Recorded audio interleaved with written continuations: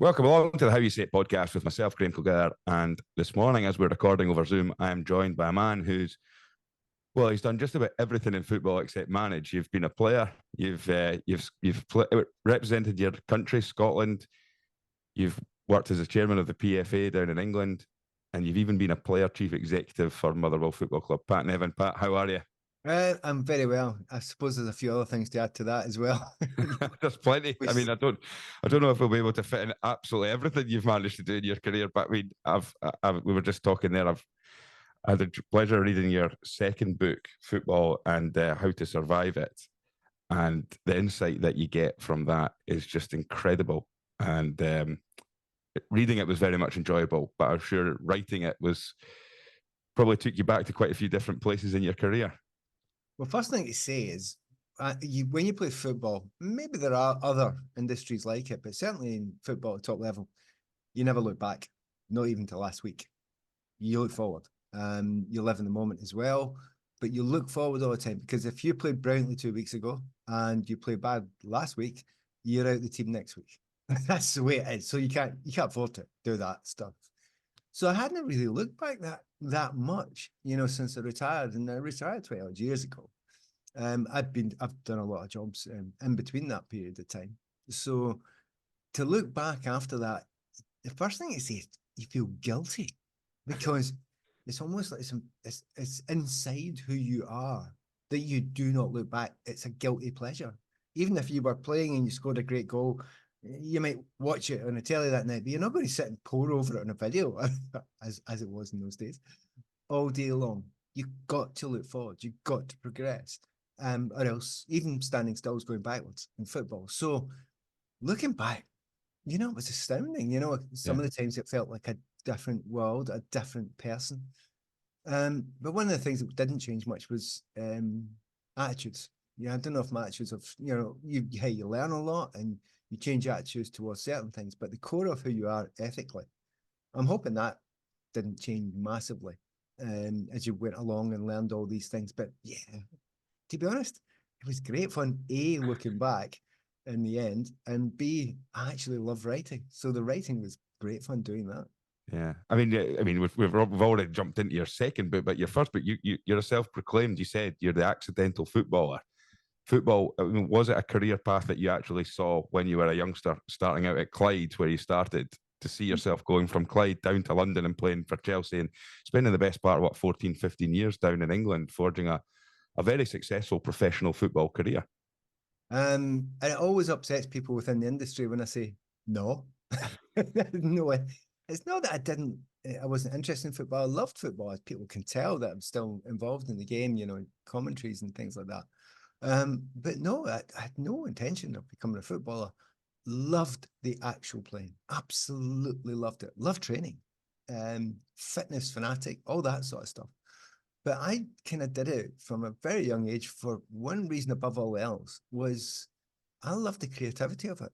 I loved hopefully being quite good at it. I quite like winning as well. That was a good thing. But the creativity and the joy of football was the thing and the beauty of football when it was done right. Okay, so I'd kind of grown up watching a Celtic team that had been, in the late 60s, early 70s, from Jimmy Johnson through to Kenny Dalglish. They weren't bad to watch. They were all right, And then around about that time, there was the Brazilian national team and the Dutch as well. My team actually down south was Chelsea. Weirdly, 1970, always good and Cookie and all that. So, I seen a lot of beautiful football and I thought, yeah, I love doing that. But actually doing it as a job, never really occurred. Now, it occurred to my dad who was training me. He thought I would be good enough. Never told me that. But even when I became a footballer, and this is the weird bit, with Clyde, I turned down lots of teams because I was doing my degree. And it was amazing. I was Craig Brown came up to me. Mm-hmm. This now sadly lately lost Craig, who's a wonderful man, and he tried to talk me into play for Clyde. And I said, actually, I'm doing a degree, mate, because I was playing for a boys' club against his team, Clyde, and a friendly. And then he said, well, we can give you 30 quid a week. And I went, geez, that pen. So because, you know, being a student at the time, your skin, and I wanted to go to gigs and I wanted to sort of buy albums and I, you know, wanted to have a girlfriend or whatever. So that was it, you know, for all my kind of high ideals. Yeah, I'll take the money, like. Take the money. But it was, the joy was I was able to still enjoy it. But I mean, that's it. And I mean, from your career and from what I've read and heard you speaking before in the past, you stuck out as a footballer because you weren't the quintessential, what people described at a time as a footballer. You're going back to the 70s and 80s now, where, you know, there was a lot of perceptions around what a footballer should look like. It was a man's man. You were a big guy. You would maybe drink after games and you had good times. But you were studying a degree, which at the time would probably be slightly unusual for a footballer to be doing. And also, as you've mentioned as well, it just touched upon there, your passion for music and the arts and on all that kind of thing, which again, when you look at what the perception of a footballer was back then, it wasn't that, was it? Absolutely not. But it didn't affect me because I'm from Glasgow. And Easter House, I'm from, you know, and you've got that thing where if you come from a strong-minded family and from that part of the world, you know, you're comfortable in your own skin. So, I mean, my argument with all the footballers was when they called me weirdo or whatever, I would say, no, I'm normal. You're all weird. Like, and they kind of laugh at the kind of wee guy who's quite quiet to sort of just standing up to him and not caring. And that's something about the background, you know, where you're brought up. It's not, you know, there's this strange dichotomy of hopefully having a strong personality when it's needed and being big enough and strong enough and hopefully brave enough to stand up when it's needed. But, you know, not being showy or aggressive, or you don't need to do that, especially when you're creative. So, yeah, it did stand out, but oddly, it never really, for me, led to any particular difficulty. And it's one of those things, I think we are in a culture where I think we're trading victimhoods sometimes. I come from a culture that doesn't do that. It's like, okay, what are my weaknesses? Like, can I make them my strengths? Yeah. You know, really, that's the attitude. Now, I'm not saying it's right. I'm not having to go to anyone else who has a different attitude. Times change. It's just where I came from. So if you were small, yeah, appreciate your smallness, use it. You know, I've got a tighter turning circle against a big Galvey centre back that might try and tackle me. So I'll use that, you know, and it's all of those things. And if I'm different, I have different interests. I shouldn't hide them under a bushel. I should just do what I do, be normal, you know, as everybody else does. I also had this whole thing where, and again, it's a weird thing with him, hopefully it comes across in the first bit quite a bit. I had no interest whatsoever in the fame at all. None. Yeah. Didn't care. In fact, I kind of didn't like it because you just want to be a normal life and you want to be treated for who you are, not what you are. I was quite earnest back in those days. Well, I had a laugh, but quite earnest in those days. So all these things mixing in, but doesn't that just make who people are? And there was times when I went through the game, I met some lads who, you know, a classic example. I was at a game last week, and the guy who was doing the co-coms for CIBT, don't know who, Andy Hinchcliffe. And Andy's exactly the same as me. So, you know, we just be ourselves. And we played together for a wee while at Everton. But there are people, you know, like that, because like every industry, you get different types of people. What it used to be the case is you were mistrusted for it, right? Particularly through management, and that could have been, and maybe it did hold you back sometimes. I have no evidence to say it did, but there may have been some managers that looked at me and thought, he talks about kind of airy-fairy ideas about, you know, beauty and, you know, creativity, and he's wearing a beret, you know. So I'm not sure about that one, and that might have worked against you, but ain't that the case everywhere? I mean, going back to you talking about having a strong personality, but the interesting thing that you mentioned there is knowing when to use it and knowing when not to use it and stuff like that. Was that a conscious thing for you, or did it happen subconsciously where you would know, you know, keep quiet now on or off the pitch, or even with a manager? You're mentioning managers there back then, the hierarchy in football, and we'll maybe talk about some of the managers that you've played under and maybe the differences that you'll see through ways that managers and leaders in football communicate with the players back when you were playing versus how they do it now. But I mean, that level of self-awareness, was that something that you had to work on, or were aware that you were like that, or was it just something that came fairly natural because of your upbringing? Graham, it's a brilliant question, an absolutely fantastic question. One of the great things I've enjoyed about having written these books and done some interviews, the differences in questions that people ask, it's been amazing, and it's great because it makes me think as well. I'll be honest with you, retrospectively, I'd like to say, yeah, I was doing a lot of chin stroking and thinking of how I should consider it. But in the moment, like most people, the thing that got me going with things that upset me or annoyed me or, I thought were unfair. And, I just I couldn't put up with the concept of unfairness for whatever way it be. Now, famously, it was, anti-racism or whatever, or, anyone who was getting bullied for any reason at all. I just couldn't accept it. So I would suddenly, become the Glaswegian again after being the guy sitting reading Dostoevsky in the corner. And Yeah. I'd be Jimmy Reed, and it's like Superman outfit, Here I come.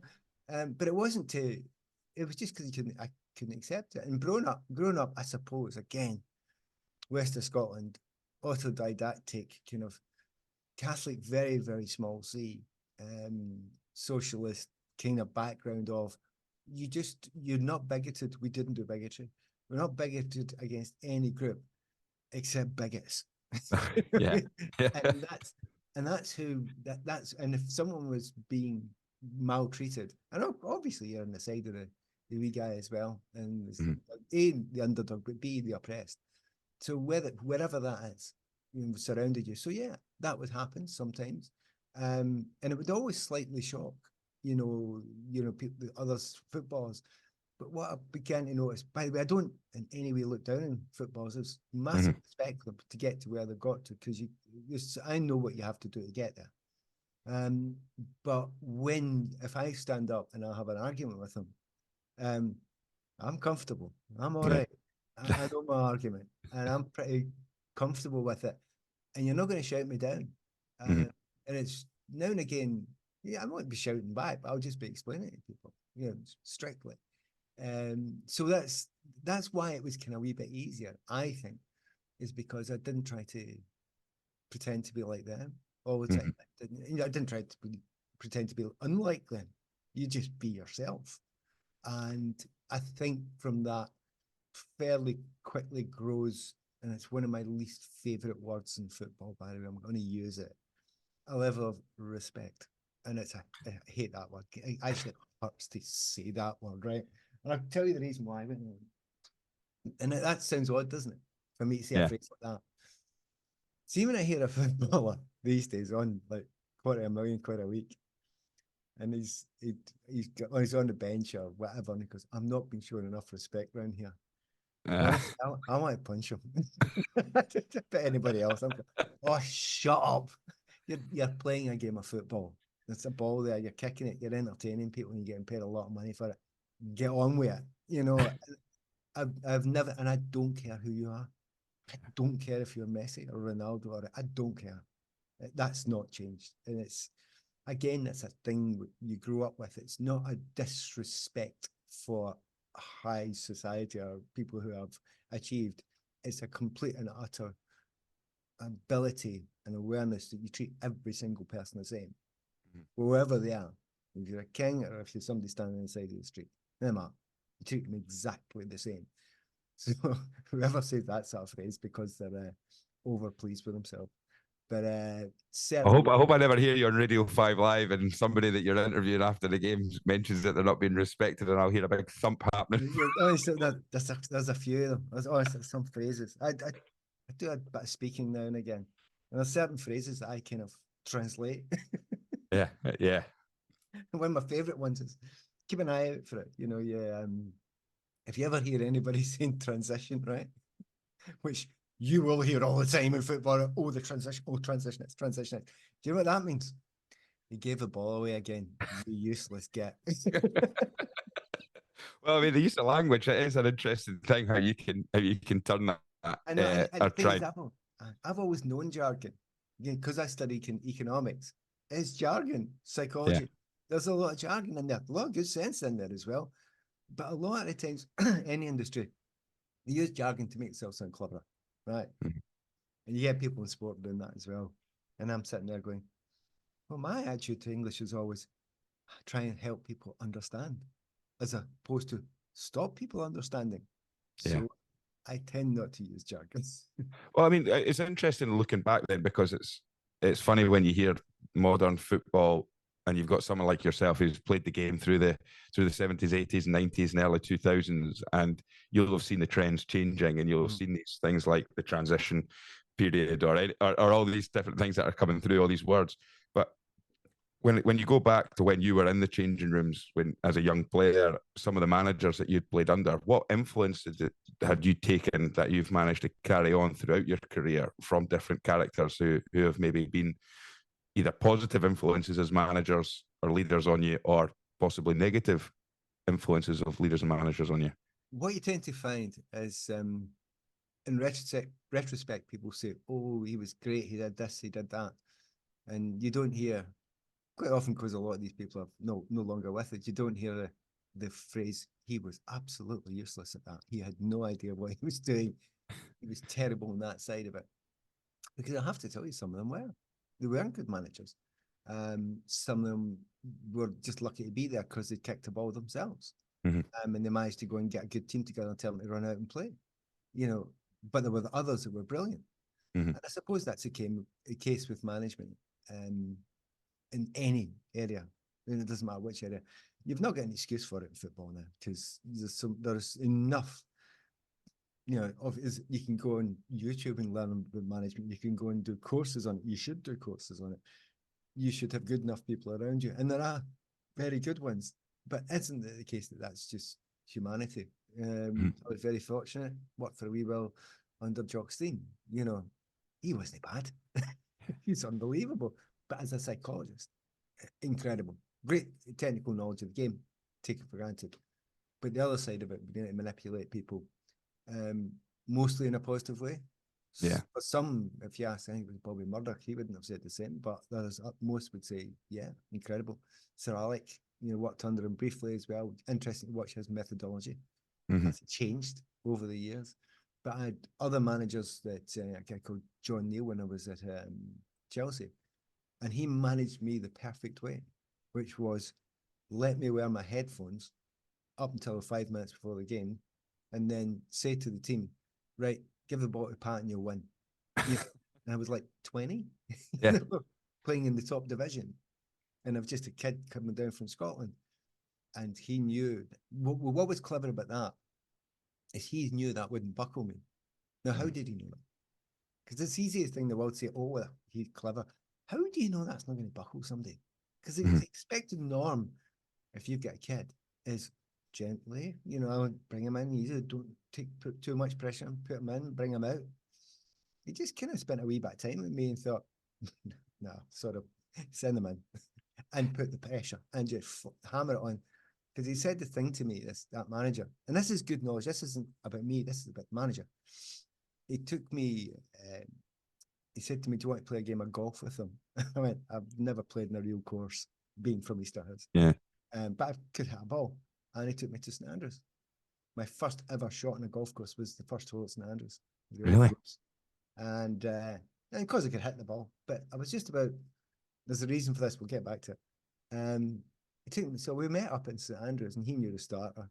And we were there an hour before tee off. And I went, oh, what are we going to do for an hour? And he said, we're going to sit and watch people teeing off. Why? And he goes, just watch. And he just watched all these Japanese and American businessmen, multi-millionaires, fine golfers, and the widest fairway in the world. Yeah. Duff it, slice it, just make a complete mess of it because they were scared to death. And then I woke up after and just smacked one up the middle. And he just said, you don't get nervous, do you? And I went, no.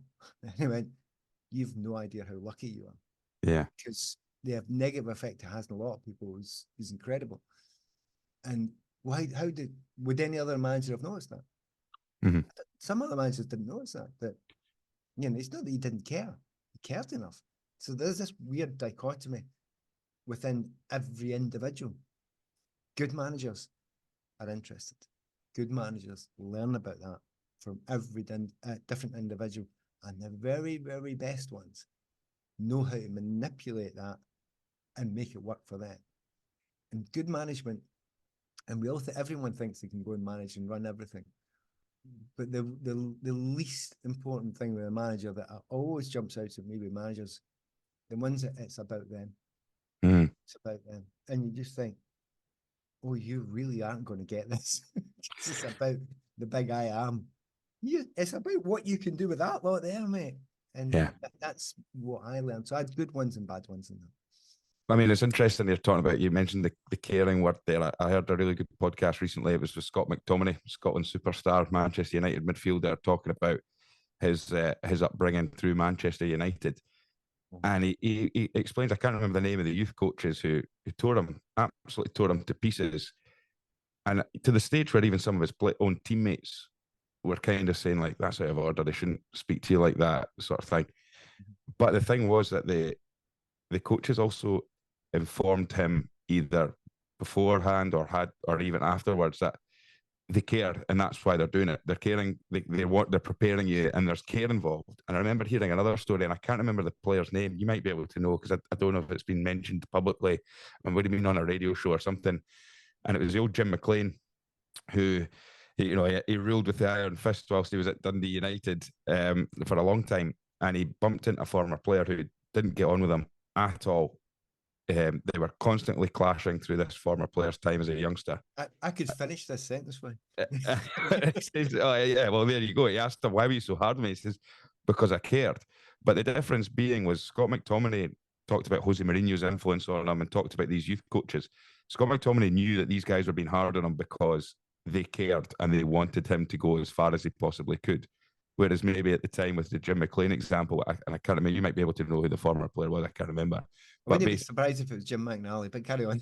Yeah, well, but the point is there, it's like, maybe if that player had known that Jim McLean was doing it because there was so much care there, he would have been more forgiving of the harshness that he was receiving, the treatment he was receiving.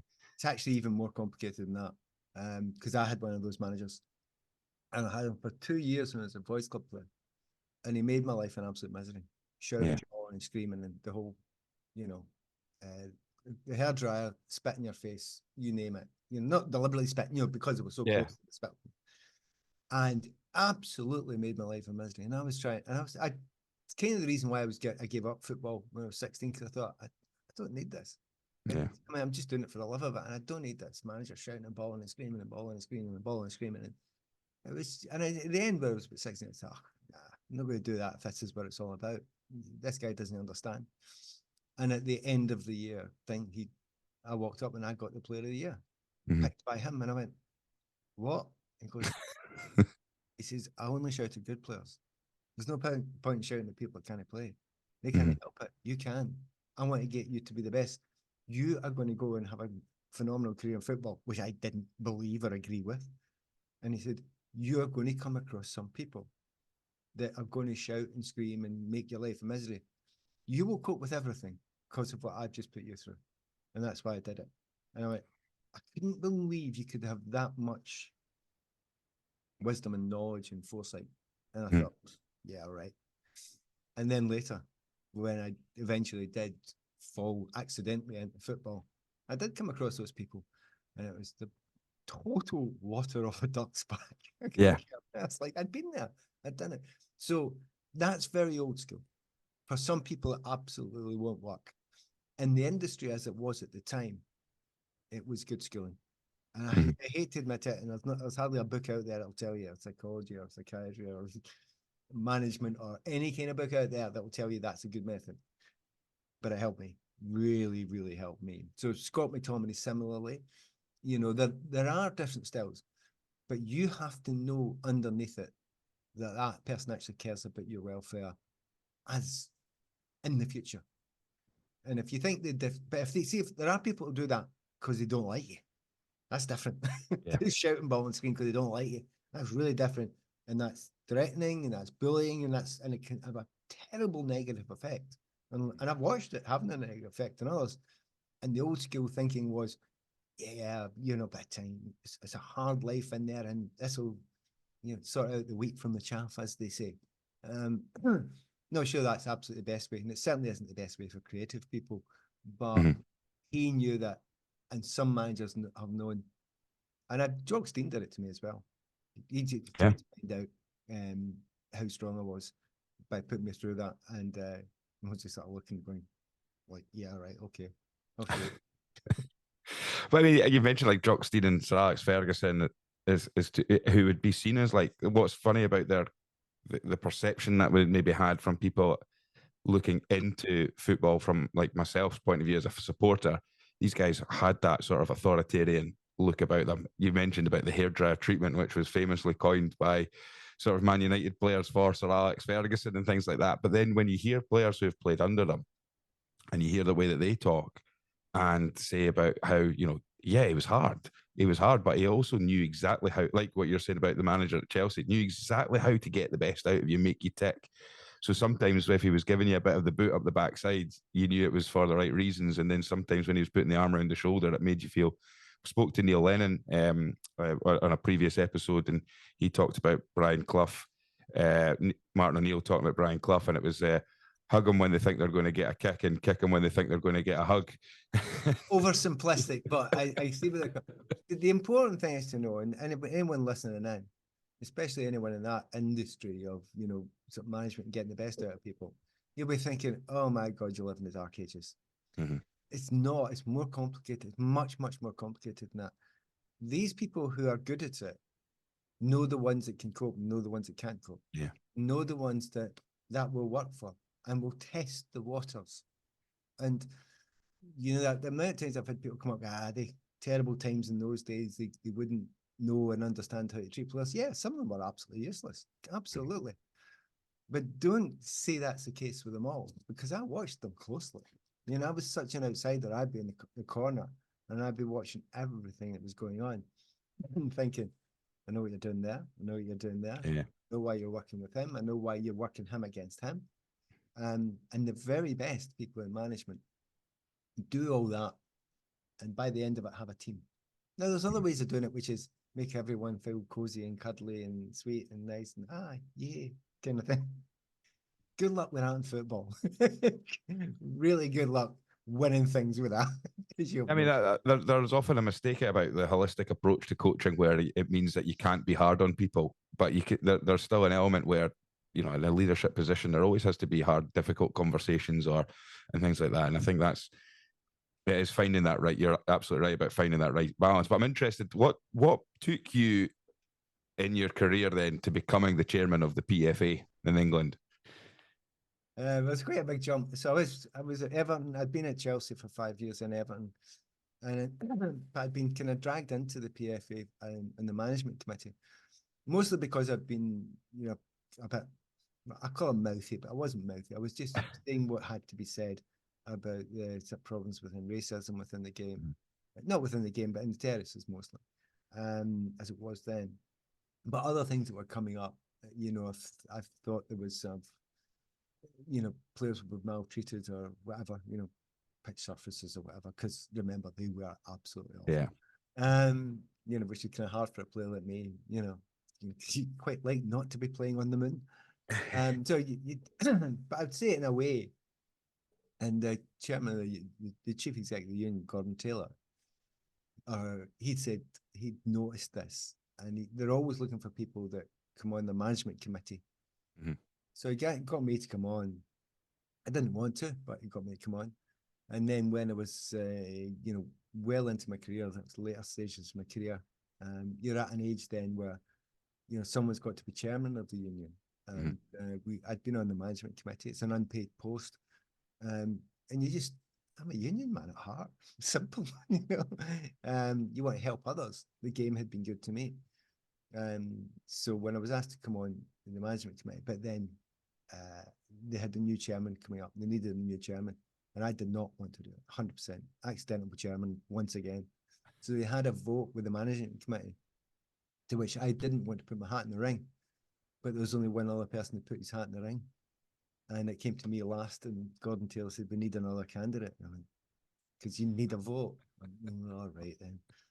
So I won at 11-1. wanting this. And but having been given it, it's an honour, Yep. especially Scott, being the English chairman of the English PFA. But also it was a massive job, a learning curve about, how football works, the inside of it, the structure of all the different organisations within it.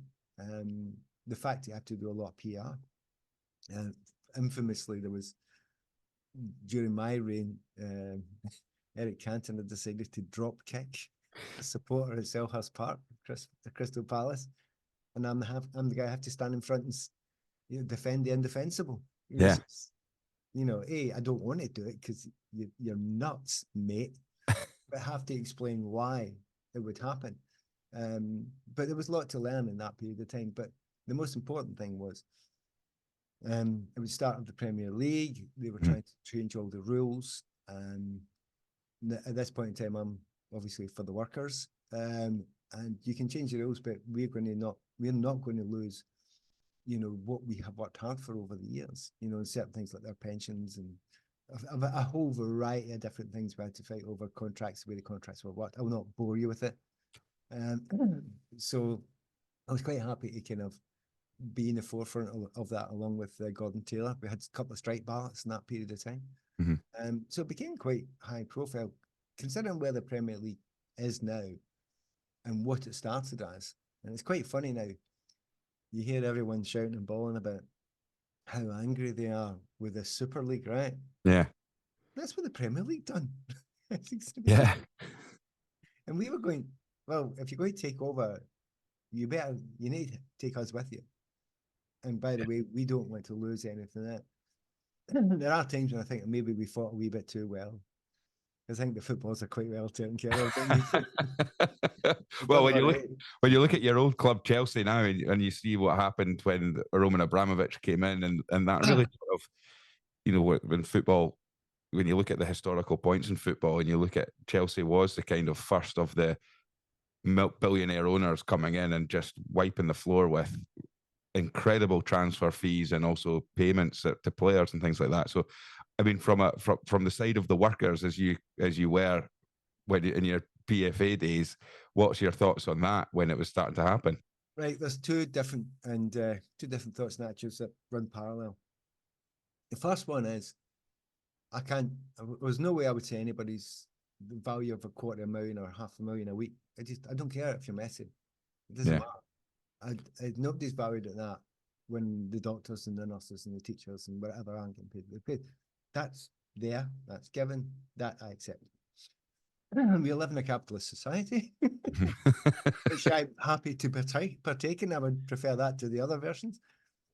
And then in that, if you're in an industry that makes a lot of money, which football does, who should be rewarded most? The businessmen? It should really be the people that do it. Yeah. So if you're going to pay anybody, if there's a huge amount of money swirling about in there, the money should go to the people that are actually doing the creation, the work to get there, the thing that people want to see. So, and whatever, and that's not me saying they deserve their, hundreds of millions of pounds over the. I'm not saying that. I'm saying if the money's going to go anywhere and it's all swirling about, that's the people to give it to, because they're the ones that are creating it. But I can understand that's a really unacceptable argument for a lot of people, and I would kind of bow to their kind of feelings that it just doesn't make any sense at all. I think if they had a wage cap, I wouldn't argue against it. Even as union chairman, I don't think I'd have argued against it. So but it's a difficult one. But the game is growing.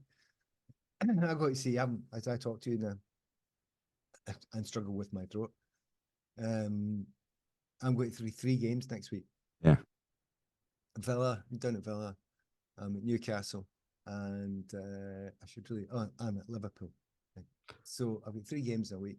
I'm going to be covering it, and there'll be brilliant players playing there. Oh yeah, absolutely phenomenal players playing there. And whatever you say, and a lot of people say they don't like it. I have to. My throat's tickle. I've talked too much. I know why some people don't like watching English football, diving about and all that sort of stuff. But in actual fact, it's a product. it's pretty good. Oh, aye. It sells incredibly well around the world. And I go to a lot of games, and some of them are, it has to be said, pretty brilliant. I can imagine. I mean, it's interesting that the PFA side of things is such an area of football that a lot of fans don't get an insight into. And it's things like what you've just said there, when you mentioned about the Eric Cantona incident, and as the chairman and as the person who's meant to be on the side of the players, you've got to stand up. I mean, when it comes to even finding out, that even just with the other issues that are happening, preparing your message and making that message clear, and how you go about ensuring that you don't contradict yourself, you don't trip yourselves up. Because when it's a situation like the Cantona one, I mean, even to this day, you look back at the high profile of what that situation actually was, the media attention that you're getting. I mean, how much media training had you even had before that, and yet you're having to stand out in front of all the press as on the side of a player who's done something that no one else had ever seen happen before? Right, let me see how much media training that. None. Absolutely none.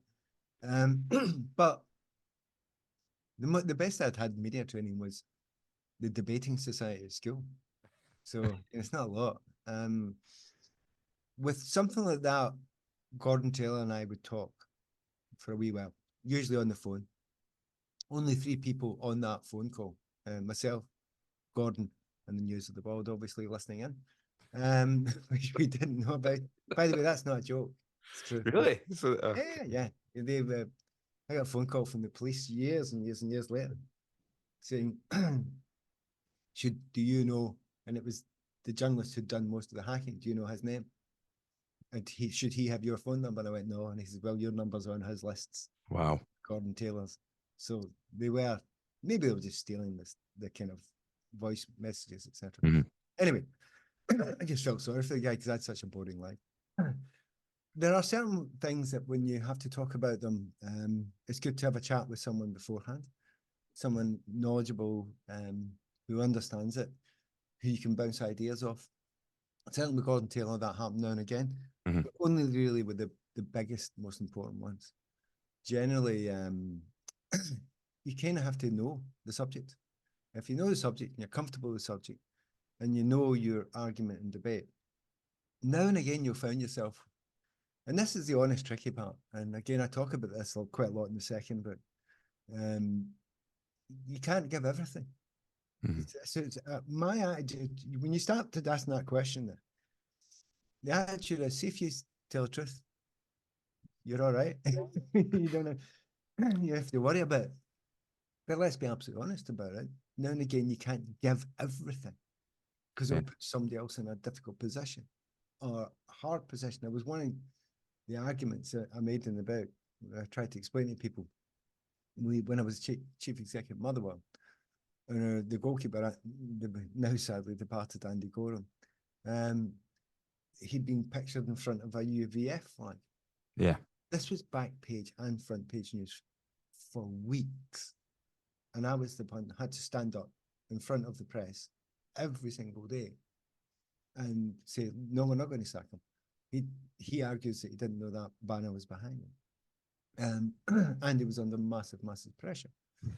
I was getting bombarded with all sorts of questions. You could imagine the difficulty of that in the Scottish society. Yeah. It's incredible, absolutely incredible. And people think you say front and back page and then that kind of washes off. Trust me, that's the most incredible pressure you've come under. And I just thought, no, just have to keep it straight. Yeah. Tell it as it is. But I couldn't always give away everything. There was one particular moment, and this is, I write about this because I think it's a very good case study. He didn't want to play in the next game, the goalkeeper. Guess who the next game was against? Correct, Celtic. And there'd been a death threat from the IRA.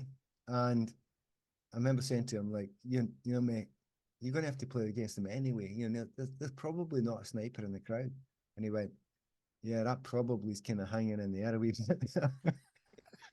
And I said to him, but I mean, I'm out there as well, and I'm arguing, I'm the one that's standing up saying we're not going to sack you, so I'm out in the pitch too, because I was player chief exec. And he said, well, you're not, you're running about, you're not standing on the goal, Exactly. right in front of them all. But the point about it, I'd say to the pressmen, look, he wouldn't play in that game. He refused to play in that game.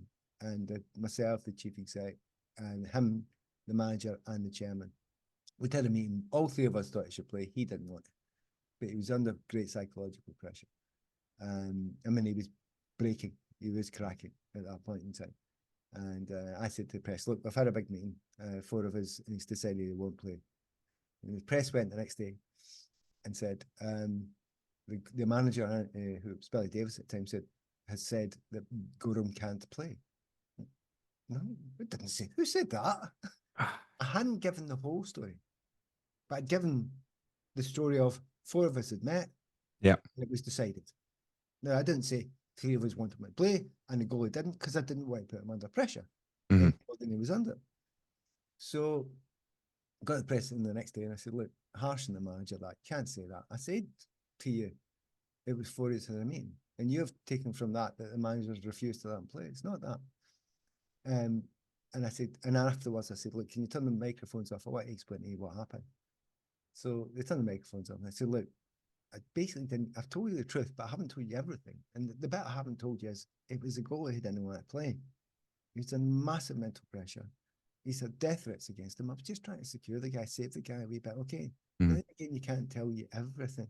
I'm telling you off the record now because so you understand and know, and don't have a dig at the manager for dropping him. It's not that.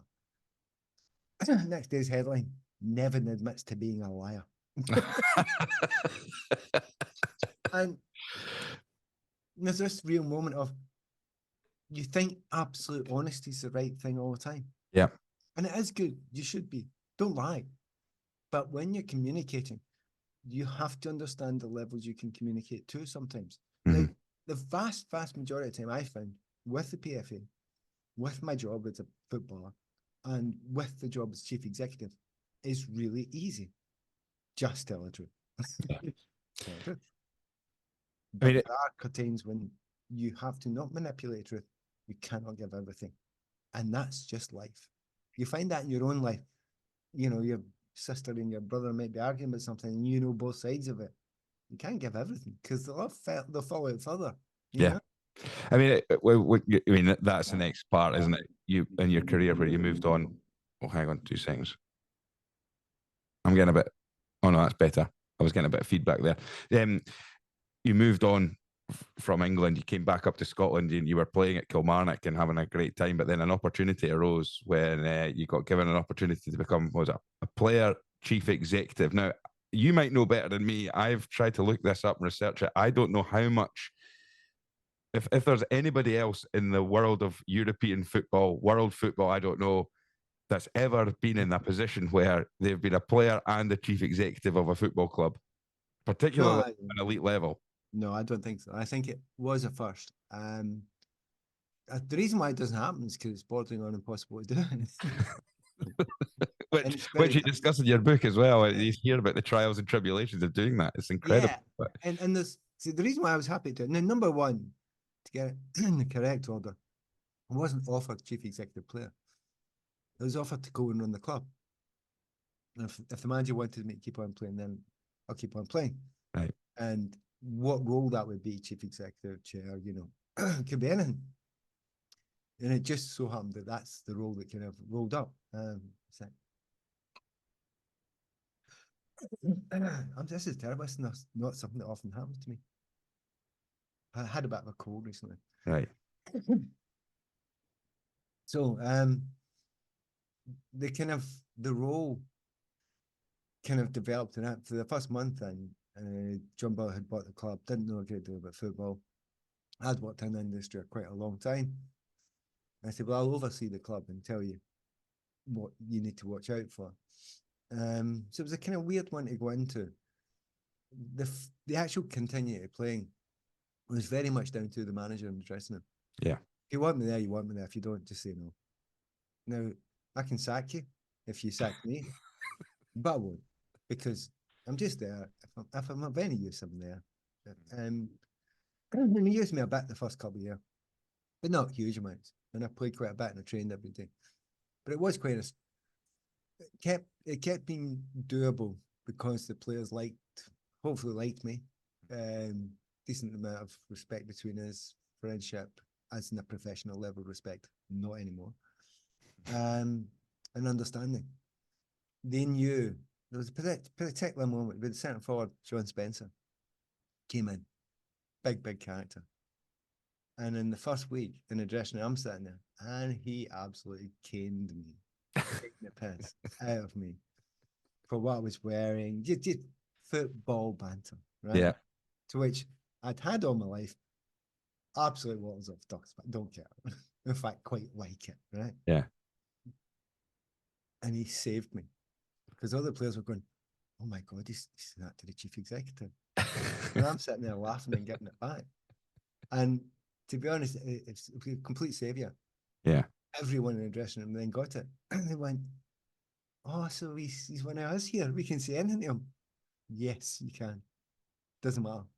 How did that, sorry, but how did that work then on the other side then when it came to negotiating contracts or even having to let people go and tell people that, you know, there's no room for them at the football club anymore, particularly trying to create that. You had to be on one, you had to put one hat on where I'm teammate and I'm one of the boys in the changing rooms, can take the banter.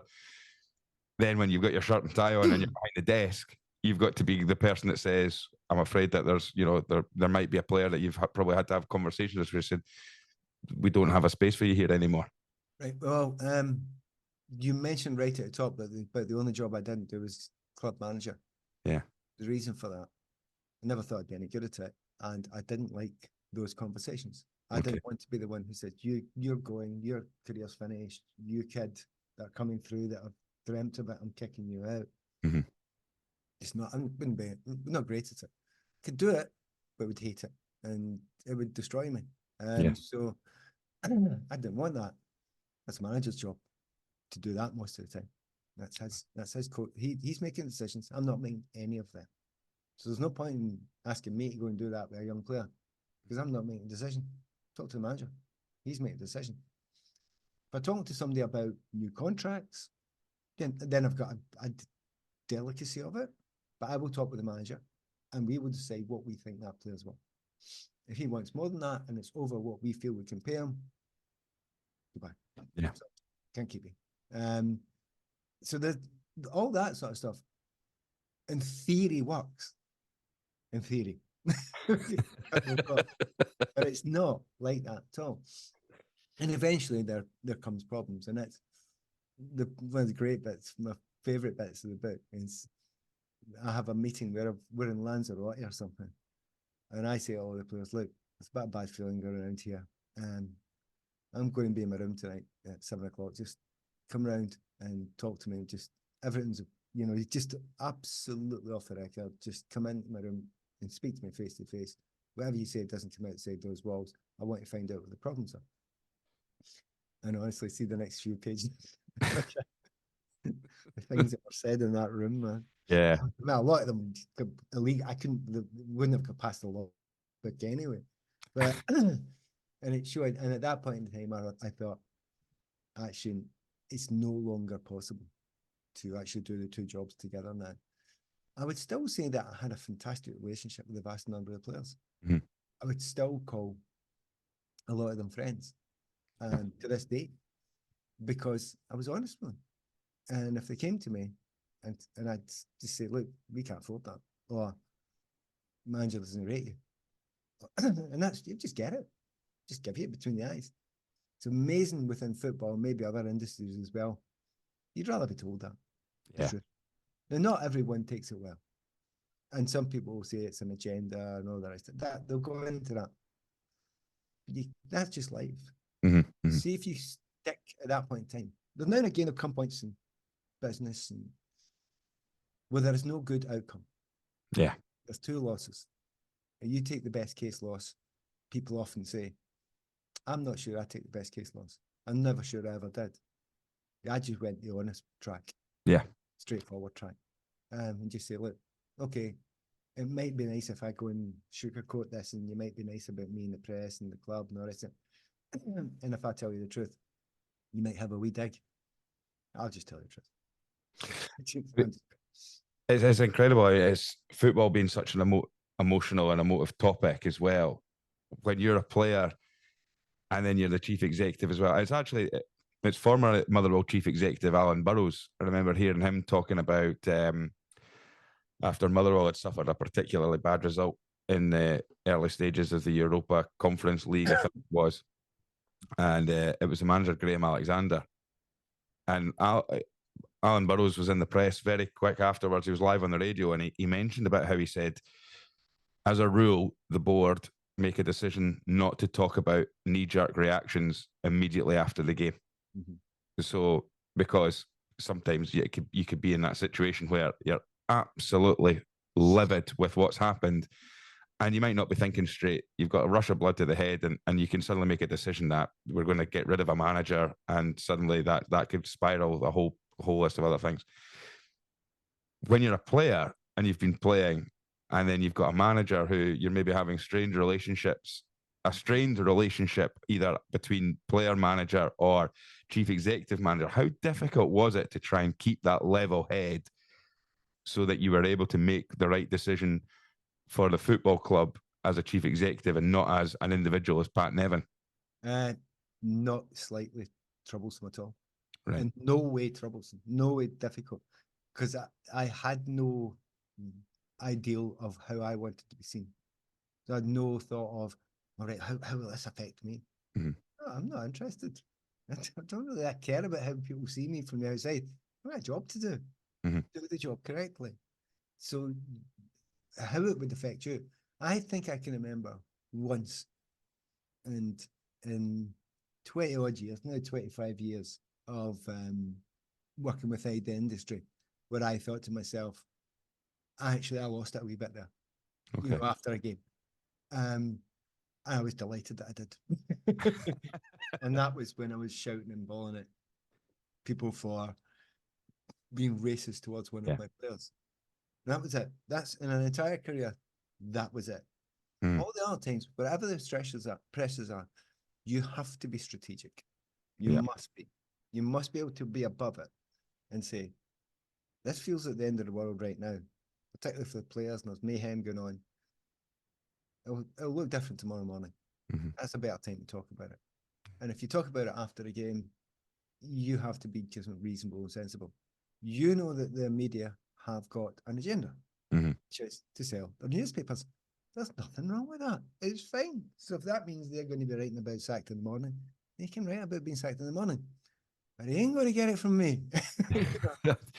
What they're going to get from me is a reasoned overview of a period of time and a wait and see.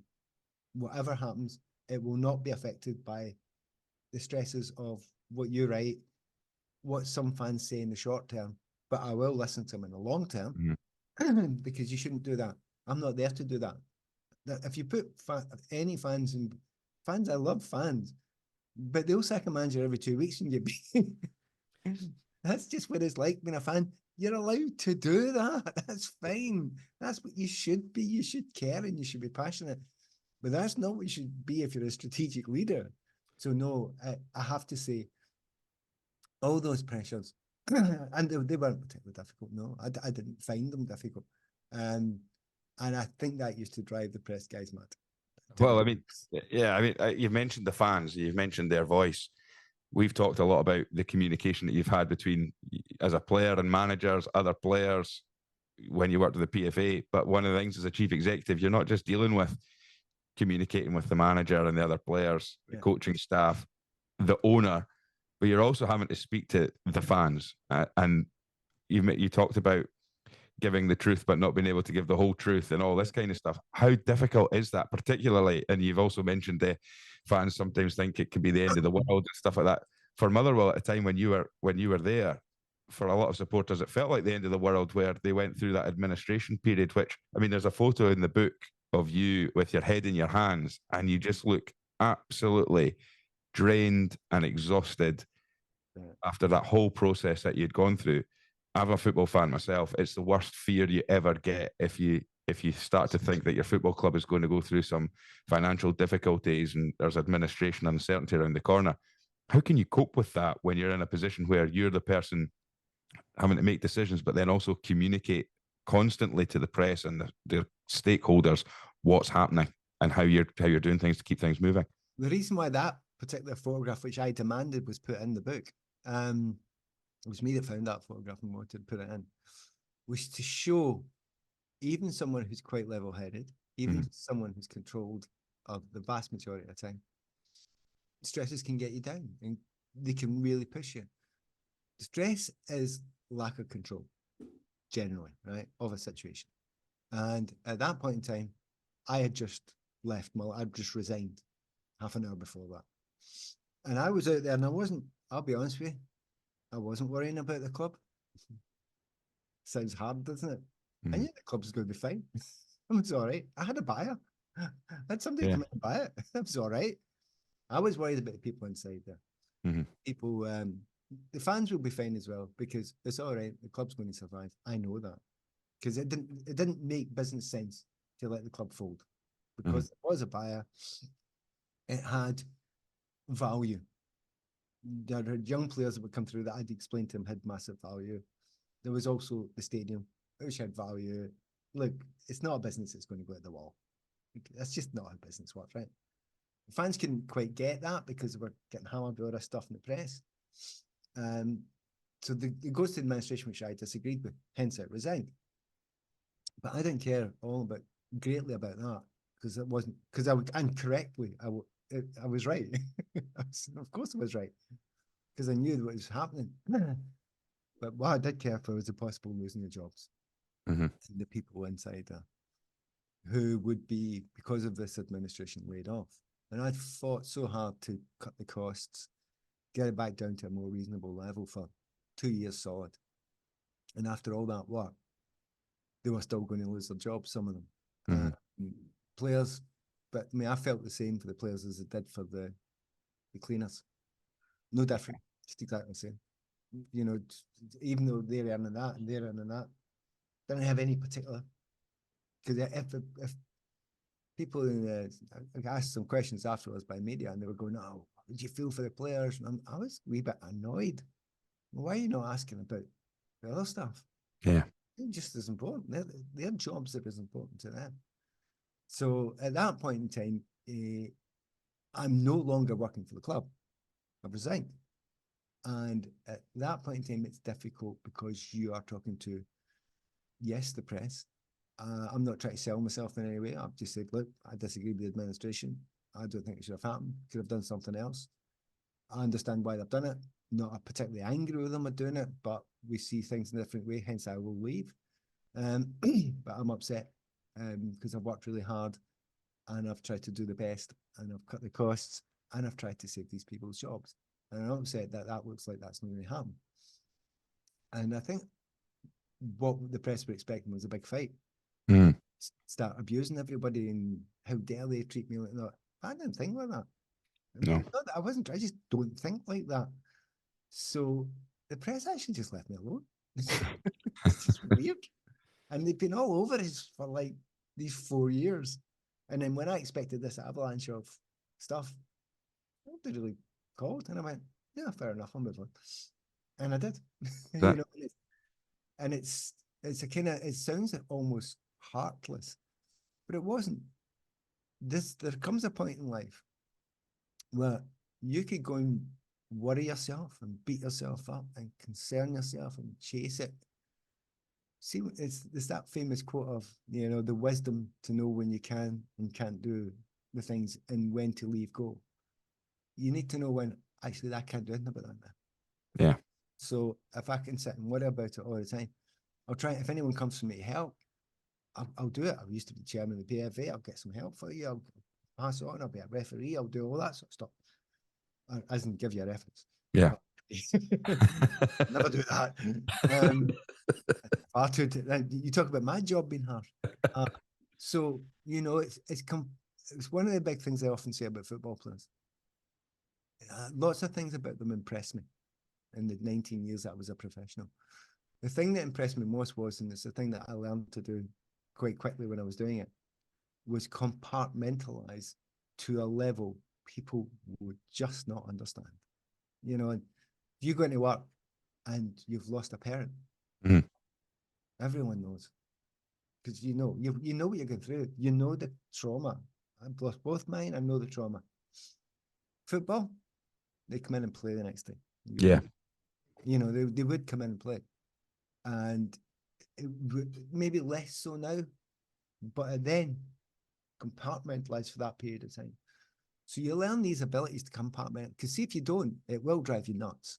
Mm-hmm. That's my slight worry about modern footballers. They don't compartmentalize enough because they're looking at social media all the time and they're selling their brand all the time, and you know, get away from it. Yeah.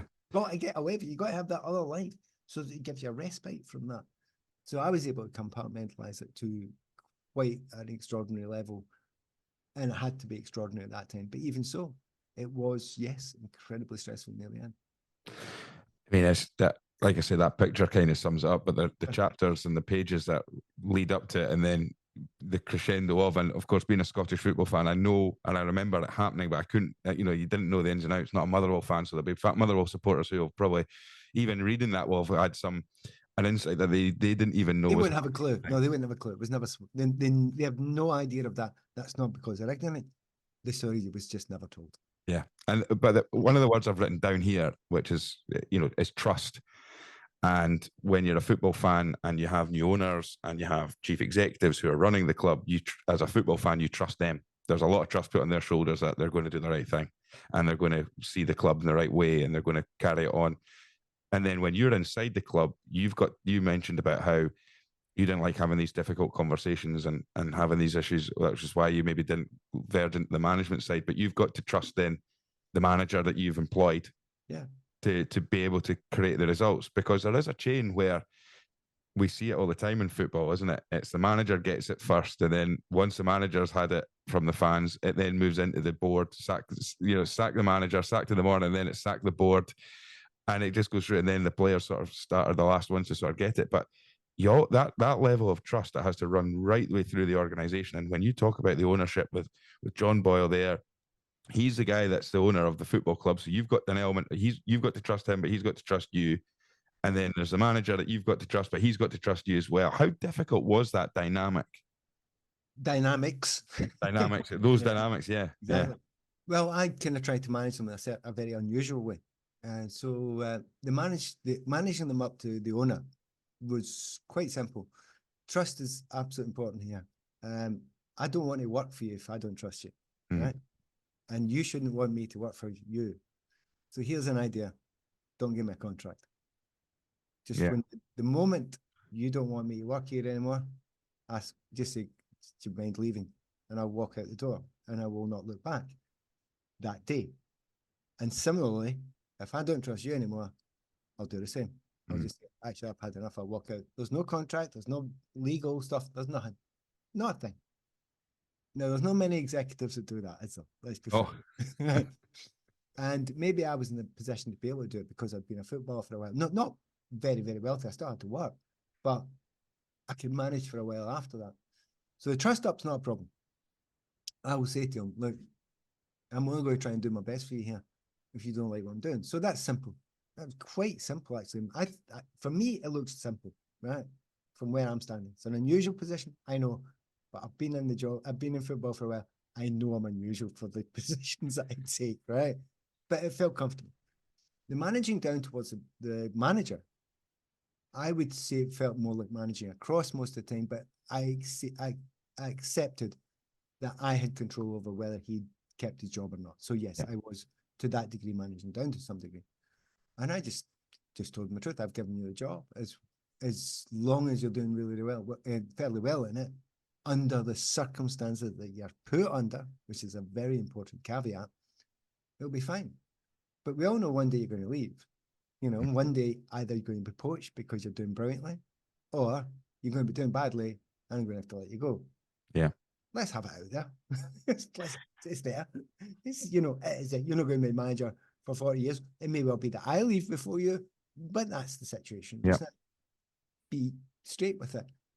And that sounds is so incredibly honest and open and straight. Yeah. If only life just kept that simple, because it doesn't. However, and that's one of the big things I learned in the period, because you get personalities, and personalities take things personally. Yeah. And managing those personalities was the thing. So even though to this day, I mean, the relationship with the manager, Billy Davis, at the time when he left, in the book, there's a really interesting thing, because when he left, the feeling was very, very bad. Yeah. Very, very bad by that point in time. I felt it shouldn't be bad between Billy and I, but he probably disagrees. But that's what I felt. And then the new manager comes in, Eric Black, and there's this joyous little rebirth. And it's just the difference, good management and positivity there in a place. And the thing just flourished again. So I learned something really important at that point in time, that, you know, the manager previously had been doing, he was a very, very good technical manager. Yeah. Really, and still is. Yeah. And it showed that later. But there's more to it than that. Yeah. There is a lot more to it than that. You have to manage all the way through the organization. And the biggest difficulty wasn't my relationships towards the chairman, towards the manager, towards the players, towards the fans. That wasn't it. The biggest problem was manager to chairman. And that was it. That was on board. Yeah. That was the difficult. And I spent a lot of time trying to manage that. So are you explaining like the communication between the manager and the board when you're the person in the middle that's got to relay on the I have full understanding of both sides. Yeah. And it's a bit like who I am, really. If you go and ask me, God, about the, you know, Israel-Gaza fighting at the moment, I'll hopefully give you a good sort of argument for both sides.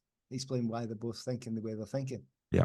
Because if you only ever see one side of an argument, your manager towards the chairman, you know, that's useless. That's not helpful. You must see and understand.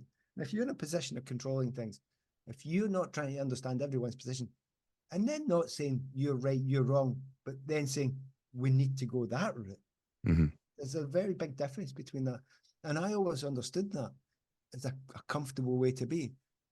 It doesn't mean everything's going to be chosen correctly. It doesn't mean everyone's going to walk out happy, because if you end up leaving the club or leaving your job, you'll be unhappy because you'll feel as it. But you have to see a bigger picture. You have to understand what's going to be best for the structure of the organization to do that. So when you ask, how did I manage that? As best I could, with an honest, friendly, sometimes light-hearted most of the time. But if you had to be strong, it wasn't about shouting and bothering people. It was just looking them straight in the eye and saying, right, this is the situation, and just giving it. I mean, it's interesting about like the side of empathy and validation when it comes to listening to people and being able to, because that's a big thing, isn't it? You'd played the games, so you had that understanding from the players' perspective, and would understand it more from the management perspective, but also being in the different camp where you're on the business side of the football club as well. It's not always that easy, but I think being able to listen and understand from both sides, as you've said in the argument, is something that a lot of people, it's very difficult to actually come across, isn't it? Where everything can be very polarized on one side and not have and again, on the side that you've mentioned earlier on as well, about knowing the truth, saying the truth, but not saying too much of the truth in some circumstances where it could exacerbate situations. Exactly. And you have to have the knowledge of that. And the knowledge of that only comes when you're listening, when you're looking, and it's not all about you. It's all about them. It's all about the bigger picture for everyone. Because I wasn't trying to get a big, long career in that industry, I didn't want to do it for long. It took John Bell a long time to talk me into doing the job. I didn't want to do it. Other things I'd rather have done. Complicated reasons why I did it. It's all in the book. I won't bore you with it. But in the end, because I was not in a position of trying to get up this greasy pole, I was able to do that. Yeah, I was able to stand and have a kind of moralistic, inverted commas, attitude towards it. It might be harder if I was thinking, I need to get to the top. I'm one of these people. That's my personality. Maybe that's harder. Maybe I couldn't have done that if I had that personality. But I didn't have that personality. My personality is, you're doing a job for a while. You're part of a team. You do the best for the team. You know, it sounds really simple. But if you do that, and by the way, if the best thing for the team is for me to go, then I'll go. I'll just go. I'll just walk. what I had certainly in the last year of my period of time with Motherwell's, I was organising my exit strategy. I Yeah. knew who I wanted to replace me. So, you know, it's not about clinging on. Okay, you've done your bit, move. Yeah. If it's the right thing to do for everybody, including yourself and your family, you do that. There's another thing, and this is where it gets kind of a wee bit complicated. You talk about the empathy. Hopefully, I mean, not hopefully, you are empathetic towards other people, certainly those that deserve it as well, as much as more than anything else. I actually had this other thing, which really helped me. You know, I've told you before, I didn't never suffer from nervousness, never worried about that sort of thing. Just didn't get to me, never, you know, mostly because I used to tell people, I know I'm an arse, you don't need to tell me. So it's okay. I don't think that highly of myself. I know how ridiculous I can come across and feel. So it's okay. I'm fine with that. The other thing is, don't care what people say about me. Yeah. And it's a weird thing because, you know, here's a classic example, which works to this day. I don't do a lot of social media. The only reason I did it was selling the books. I did it, Yeah. you know, fair enough. Hand up. That's why I did it. So, you know, and I was open about it. But if you're on social media, you'll get abuse, and you'll get people saying things that are untrue and unfair and all the rest of it. See, when I get one, oh shit, to my wife, Annabelle, come on, that's a cracker. Come on, see this one. We sit there and howl and laugh at this fury and anger coming the phone. Yeah. And there's been times, because I can always tell what team people support by their handle. Yeah. So there's times where honestly there's tears streaming down my face at the fury and righteous anger that's heading towards you. It's just bigotry. They don't know you. yeah. They want to hate you. And it's not you they hate. It's this kind of vision of you that they've got.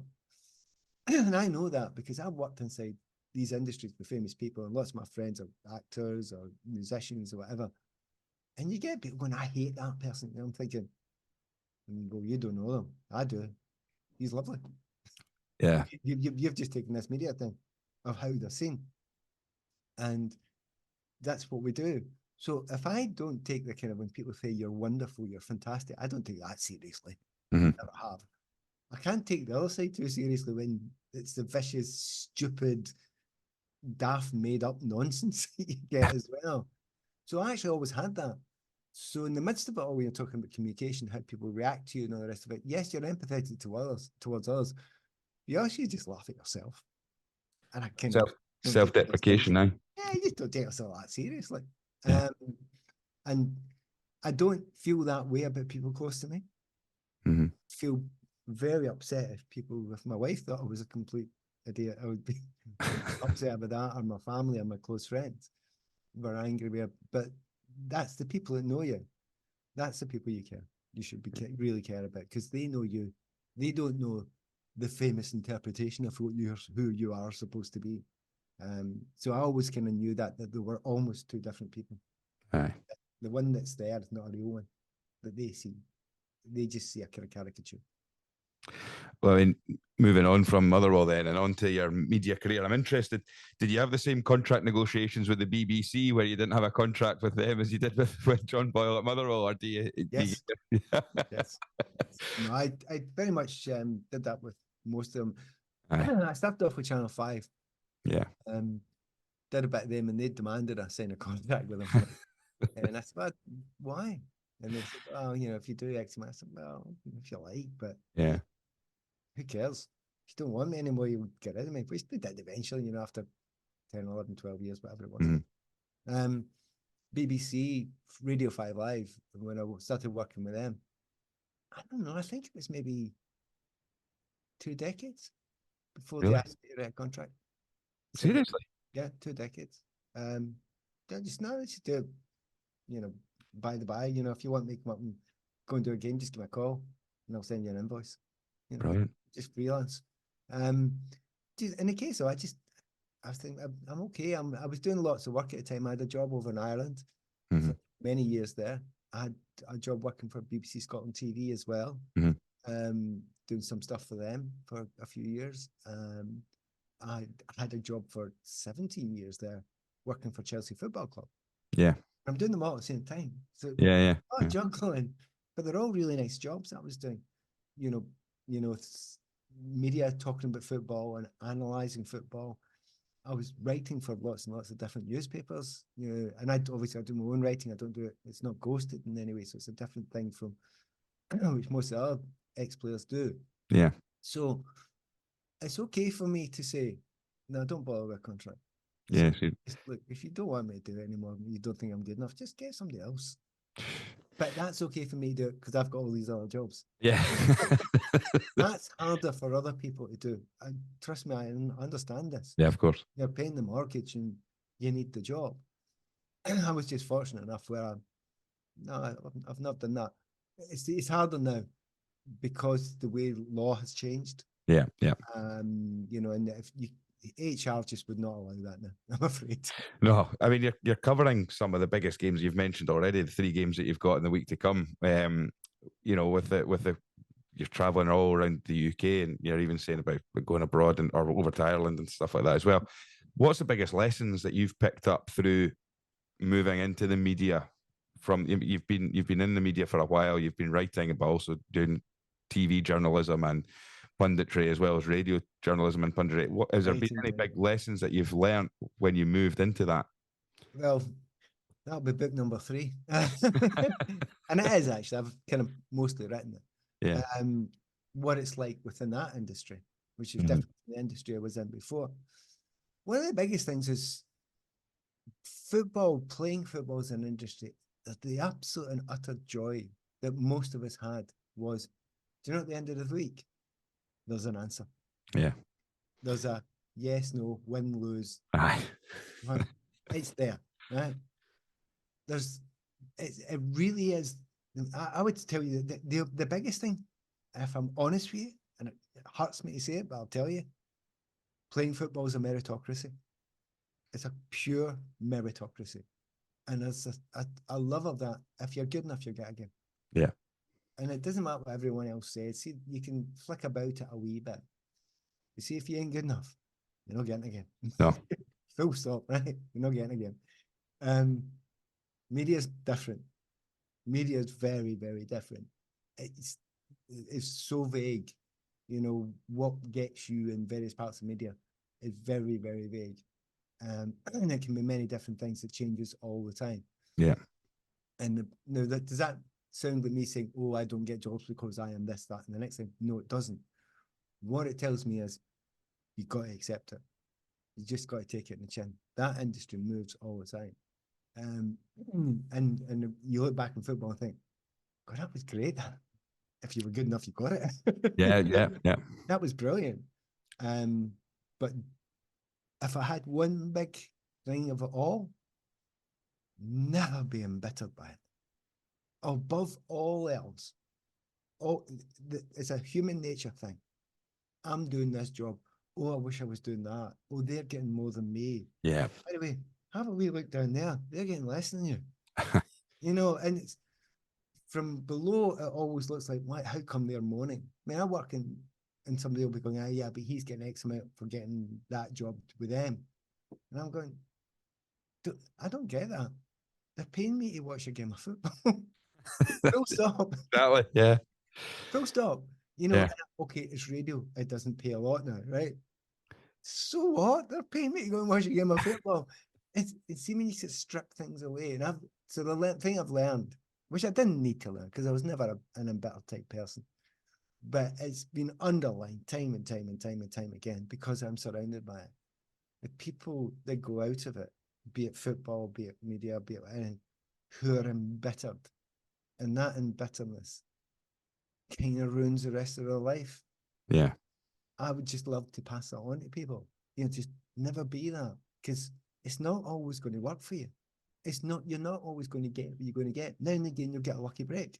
Yeah. You try and use it as much as you possibly can.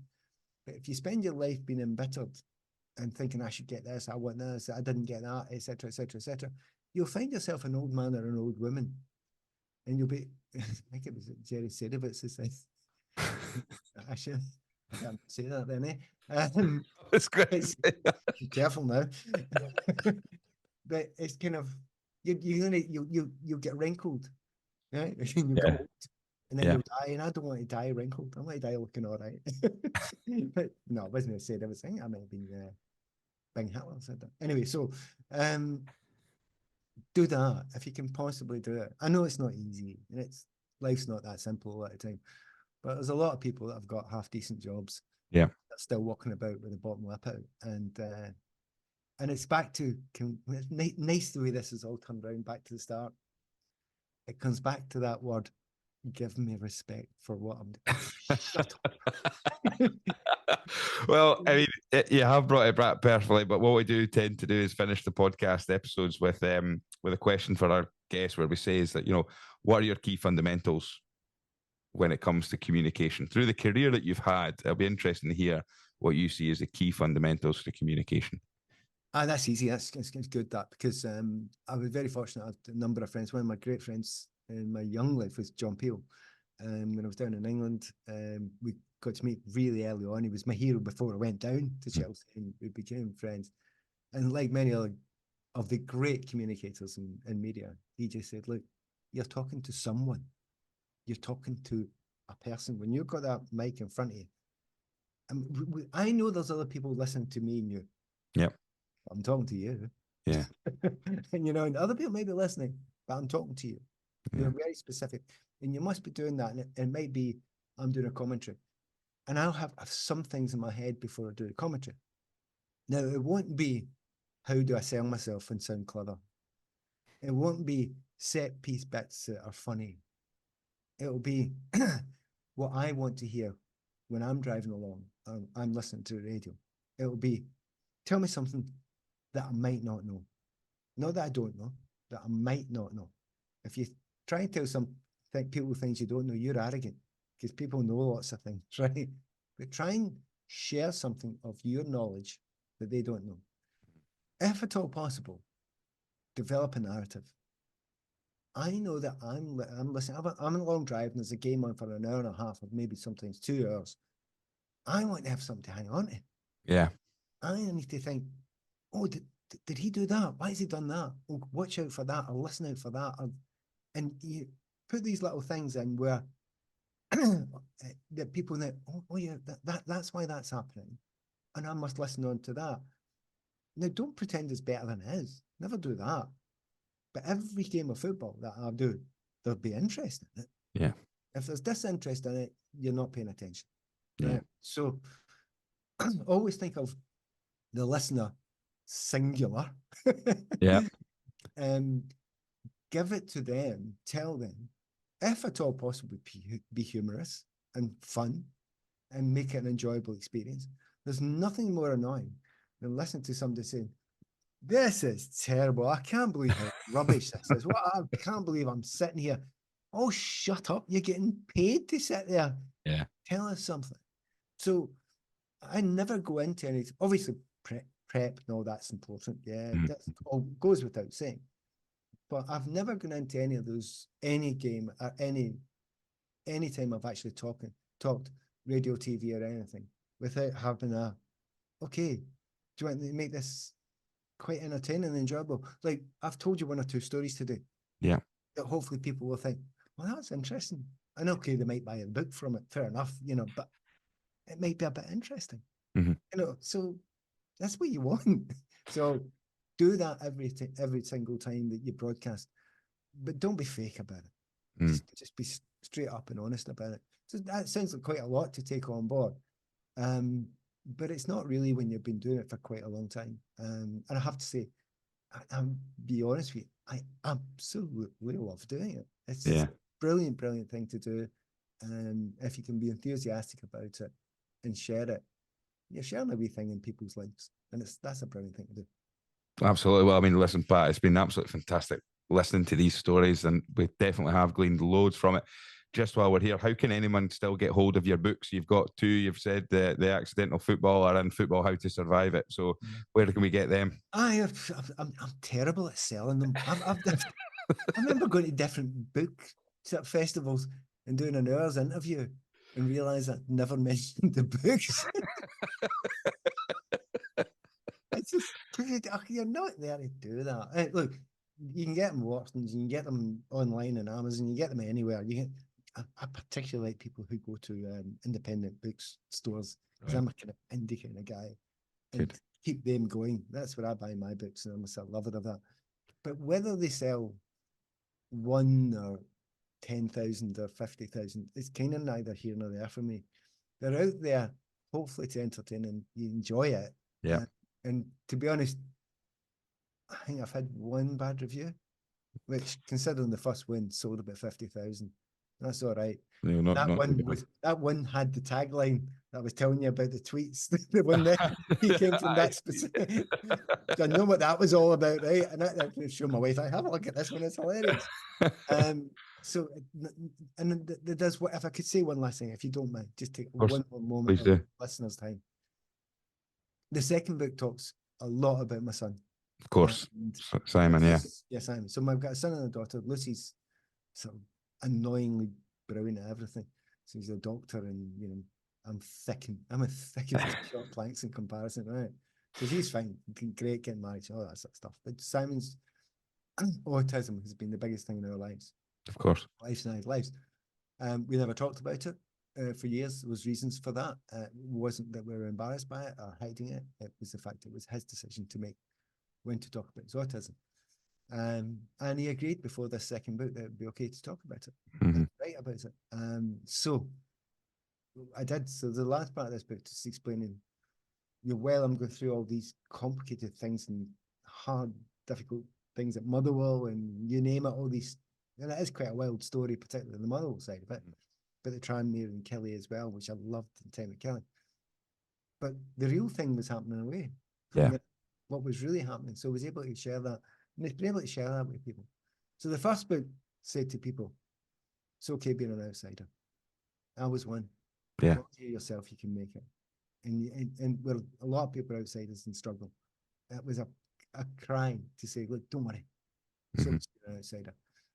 The other one is to say, what we went through with Simon and the difficulties he had and how he's managed it. And just to finish off, I'll tell you a final story, which is beyond about. So I said to Simon, and he said, yeah, write about me, and it's autism. So, he will never not be autistic. That's not what happens. Anyway, the books arrived, right? And I said, Simon, the new books arrived, the one that you're in. And he went, oh, really? I went, do you want me to read you a bit? And he went, oh, all right. We're sitting at lunch breakfast, right? Okay. So I read a wee passage out, a couple of paragraphs. And he was bored senseless. And it was upstairs here where we are. And I looked after about a minute, I went, do you want to just get in and play on the computer? And I went, yeah. He walked down and sat where I'm sitting here, right? Yeah. I had to go to a game that night. My wife was out working. She works with special needs kids. And as I was driving to the game, I phoned up and I said, I showed Simon the book and I read a wee bit of the book. He was disinterested. And she said, he hasn't shut up about it all day. Really? And it was this spine-tingling moment of, oh yes, it was this lovely moment of, so the moral of that is, what you learn about autism, and Simon's 31 now, 32 now actually, they change and they adapt and they improve and they grow, and never to think, oh, it's going to get there. It's to kind of take the joys out of every day, and the ups and the downs and the positives, and the difficult days, and the moment, the day that Simon passed his driving test is still up there with the happiest days of my life. I mean, I could not believe it. At no point did he'd ever managed that. And it was extraordinary. So within the book, the amount of people read it and come back and say, oh my goodness, that was incredibly interesting what you said about Simon. But it's only part of his story as well. So it was good to get that out there. So if anyone does go and read the books, see, the important thing is, I just hope you enjoy them. No, well, I have to admit that storyline that's going through whilst you're dealing with all the things, and you're moving back up from England to Scotland, and going through the process. It's of course in the 90s and early 2000s where there wasn't a lot of information out there for yourself and your wife. It really is a fascinating part of the book as well, and a genuine heart moment as well, where because you learn about Simon the character that's coming through the book at the same time, and you can really tell how much family was important to you as well through that book, and it's been great. And Pat, I have to say thank you so much for giving me your time today. I really appreciate that. This has been a really worthwhile and meaningful episode, and I'm sure there's plenty of things that people listening to this will be able to be entertained with, but also to learn from as well. So thank you very much, Pat. It's been a pleasure. Cheers. It's difficult. We were talking about this, not to give too much away about what's actually in the book, what happens. Yeah. Too many stories within it, but obviously explaining that the structure, the way you asked the questions was brilliant. By the way, well, thank you. Because a lot of people just want the stories of the things that happen in the book. You were wanting the structure of how it works. Yeah. Relationships, and that was different, and that was good. That was brilliant. So thank you. No, thank you. No, thank you for your feedback as well.